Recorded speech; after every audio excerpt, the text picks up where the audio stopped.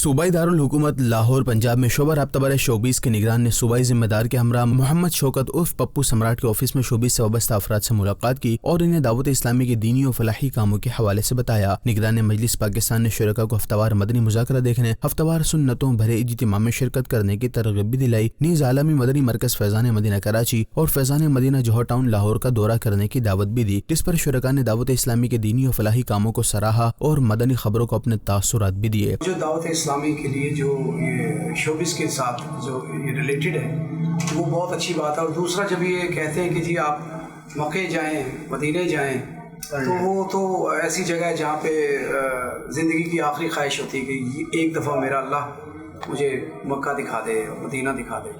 آخر میں نگران مجلس پاکستان نے دعا بھی کروائی۔ دوسری جانب نگران مجلس پاکستان نے شوبز سے وابستہ غلام محی الدین سے بھی ملاقات کی اور انہیں عالمی مدنی مرکز فیضان مدینہ کراچی اور مدنی مرکز فیضان مدینہ جوہر ٹاؤن لاہور کا دورہ کرنے کی دعوت بھی پیش کی۔ نگران مجلس نے غلام محی الدین کے ہمراہ پودے بھی لگائے، جس پر انہوں نے دعوت اسلامی کی دینی و فلاحی خدمات کو سراہا اور مدنی خبروں کو اپنے تاثرات بھی دیے۔ جو میں نے چیز یہ دیکھی ہے جو سب سے اچھی بات ہے دعوت اسلامی کی، کہ لوگ آتے رہتے ہیں اور کام کو جو پھیلاتے رہتے ہیں۔ صحیح ہے۔ مخیر حضرات جو ہیں وہ بھی اس میں حصہ لیتے ہیں۔ آپ لوگ ماشاءاللہ اتنی محنت کر رہے ہیں، جس طرح آپ نے بھی فرمایا کہ مساجد بنا رہے ہیں جی 200 ممالک میں دنیا کے، کام ہو رہا ہے، اور وہاں کی زبان کے جو اسکالرز ہیں جس ملک میں بھی ہو، چاہے وہ افریقہ میں ہو، چاہے یورپ میں ہو، چاہے امریکہ میں ہو، وہاں کے لوگوں کو آپ شامل کرتے ہیں، وہ لوگوں کو درس دیتے ہیں، تو یہ تو بہت ہی اچھی بات ہے۔